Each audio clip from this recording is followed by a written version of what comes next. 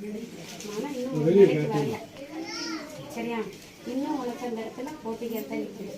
நீங்கள் ஒதுங்கி நிற்க நான் சொன்னேன், ஒதுங்கி நின்றுட்டேன். சரியா இல்லையா? ஒதுங்கி நின்னே உனக்கு நல்லது. உனக்கு துரத்தி வருது. இன்னும் ஒரு 2 மாதத்துக்கு கொஞ்சம் இந்த பிரச்சனைகள் தேடி வந்துக்கிட்டே இருக்கும். உன்னை யாரும் இந்த இடத்துல தொட முடியாது. உனக்கிட்ட எல்லாம் வாங்கி தின்னவங்கிட்ட அதிகம். சரியா இல்லையா? உனக்கிட்டே வாங்கிட்டு எல்லா வேலையும் அவங்களே காமிச்சிட்டு போயிடுறாங்க. இப்போ உனக்கு எந்த இடத்துல இப்போ நிலையாக நிற்க முடியாது. அதனால அந்த இடத்துல போய் நிற்கணும்னாலே கொஞ்சம் கால் பூச ஆரம்பிச்சு இடத்த விட்டு வெளியே மாறி இல்லை நிற்கும்.